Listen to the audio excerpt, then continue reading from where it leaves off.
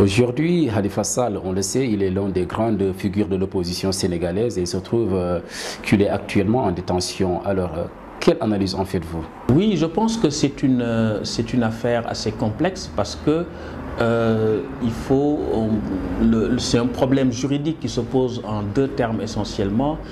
Quelle est la nature juridique des fonds en question et quel est le régime juridique des fonds? Certains disent que c'est une caisse d'avance qui est donc soumise à un régime de contrôle a posteriori et d'autres estiment qu'il s'agit de fonds politiques qui obéissent à un régime d'exemption totale de contrôle. Et donc dans ces situations-là, ce qu'il est intéressant de voir, c'est l'opportunité de poursuivre. On a dit que la caisse existait depuis longtemps, c'est une pratique récurrente. Mais pourquoi au moment où Khalifa Sall manifeste ses ambitions de se présenter, pourquoi à ce moment-là précis la procédure est déclenchée?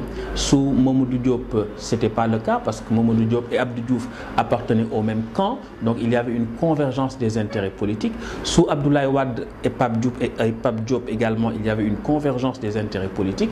Mais lorsque Khalifa Sall est arrivé, jusqu'au départ d'Abdoulaye Wade, celui-là n'a pas activé l'action judiciaire, mais on peut penser que ça a été un gentleman agreement de la part d'Abdoulaye Wade. Mais avec le président Sall, ça a changé. La politique est aussi ainsi faite. C'est des coups que les acteurs se donnent. Peut-être on peut considérer que c'est un coup en dessous de la ceinture, mais au-delà de cela, il faut peut-être penser à revoir la nomenclature budgétaire pour l'adapter aux réalités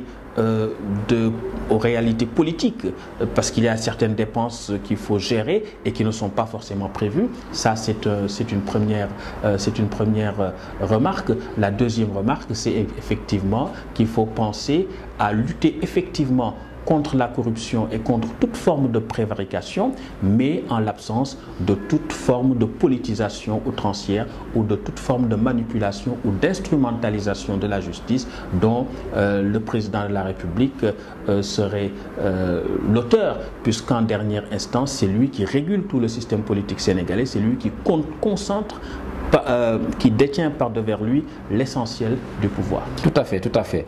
Mais le verdict est attendu le 30 mars.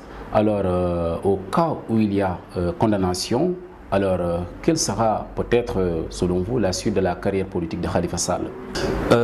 Oui, la justice va donner son verdict. Attendons de voir ce que la justice va dire. Mais généralement, s'il y a condamnation, dans l'hypothèse où il y aurait une condamnation, naturellement, sa carrière politique serait compromise par rapport à son éligibilité d'une part et par rapport aussi éventuellement à la confiscation de ses biens, ce qui risque donc d'aggraver sa situation personnelle et politique. Tout à fait, docteur, nous en sommes à la fin de cette interview sur la sortie du ministre de l'Intérieur.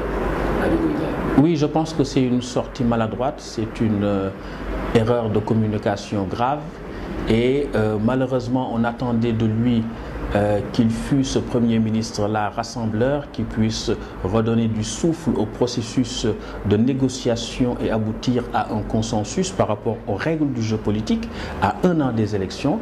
Donc lorsque le ministre de l'Intérieur déclare de façon claire et précise qu'il est là pour faire gagner son camp au premier tour, naturellement cela participe à attiser les tensions et à entretenir le climat de suspicion et le manque de confiance qu'il y a entre le pouvoir et l'opposition.